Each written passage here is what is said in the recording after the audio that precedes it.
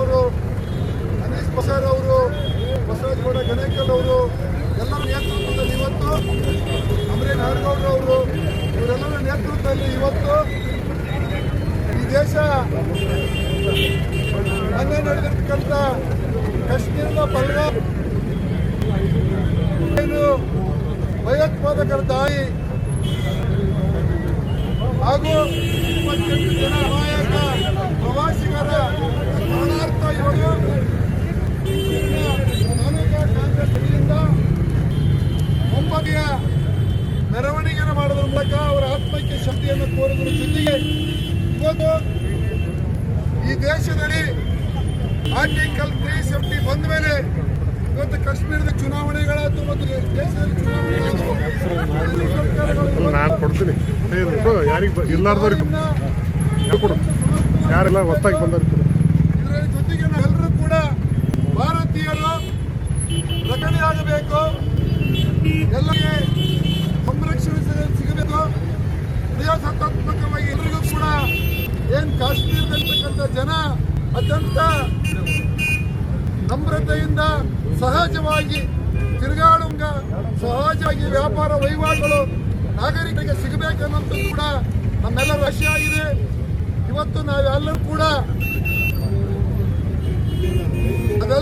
ಇವತ್ತು ಅಂತ ಉಗ್ರಗಾಮಿಗಳ ವಿರುದ್ಧ ಈ ದೇಶದಲ್ಲಿ ನಾವೆಲ್ಲರೂ ಕೂಡ ಒತ್ತಾಯವನ್ನು ಮಾಡೋದಿಷ್ಟೇ. ಕೇಂದ್ರ ಸರ್ಕಾರಕ್ಕೆ ಮತ್ತು ಅಲ್ಲಿಯ ಕಾಶ್ಮೀರ ಸರ್ಕಾರಕ್ಕೆ ಏನು ನಿರ್ಧಾರಿದಾರ ಅವರೆಲ್ಲರನ್ನ ಹಿಮ್ಮೆಟ್ಟಿಸುವ ಕೆಲಸ, ಅವರಿಗೆ ಸರಿಯಾಗಿ ಸದೆಬಡುವಂತ ಕೆಲಸ ನಾವೆಲ್ಲರೂ ಕೂಡ ಭಾರತ ದೇಶದ ಜಾತ್ಯತೀತವಾಗಿ ಧರ್ಮಾತೀತವಾಗಿ ನಾವೆಲ್ಲರೂ ಕೂಡ ಇವತ್ತು ಬೆಂಬಲವನ್ನು ಕೊಡುವುದರ ಮೂಲಕ ಈ ದೇಶದಲ್ಲಿ ಯಾವುದೇ ಕೂಡ ಇಂತಹ ದಾಳಿಯನ್ನು ನಾವ್ಯಾರು ಕೂಡ ಸಹಿಸಂಗಿಲ್ಲ. ನಾವ್ಯಾರು ಕೂಡ ರಾಜಕಾರಣವನ್ನು ಕೂಡ ಮಾಡೋದಿಲ್ಲ.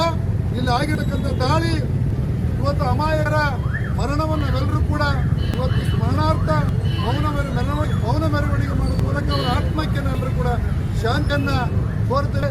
ನಾವೆಲ್ಲರೂ ಕೂಡ ಇವತ್ತು ತಾಲೂಕು ಕಾಂಗ್ರೆಸ್ ವತಿಯಿಂದ ಈ ಮೌನ ಮೆರವಣಿಗೆನ ಇವತ್ತು ಗಡಿಯಾರ ಚೌಕದಿಂದ ಡಾಕ್ಟರ್ ಬಾಬಾ ಸಾಹೇಬ್ ಅಂಬೇಡ್ಕರ್ ಚೌಕದವರೆಗೆ ನಾವು 9 ಮೆರವಣಿಗೆಯನ್ನ ಮೌನವಾಗಿ ಮೆರವಣಿಗೆ ಮಾಡುತ್ತೇವೆ ಅಂತೇಳಿ ಈ ಮೂಲಕ ನಾನು ಮಾತನಾಡಿ ಎಲ್ಲರೂ ನಮ್ಮ ಕಾರ್ಯಕರ್ತರು ಸಾಲಾಗಿ ಈ ಕಾರ್ಯಕ್ರಮದಲ್ಲಿ ಮೊಂಬತ್ತಿಯನ್ನ ಪ್ರದರ್ಶನ ಮಾಡುವ ಮೂಲಕ ಶಾಂತಿಯಿಂದ ಮೆರವಣಿಗೆಯಲ್ಲಿ ಬರಬೇಕಂತ ನಾನು ಎಲ್ಲರಲ್ಲಿ ವಿನಂತಿ ಮಾಡ್ತೀನಿ.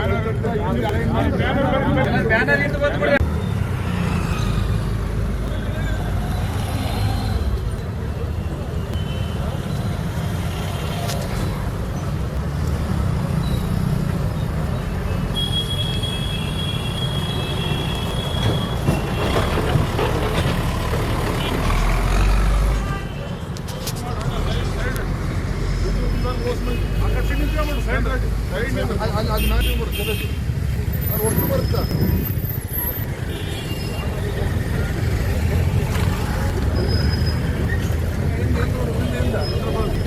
ಕುದಿಯೋದ್ರ ಗುಡಲ ಕೊಡ್ರಿ ಮೇಲೆ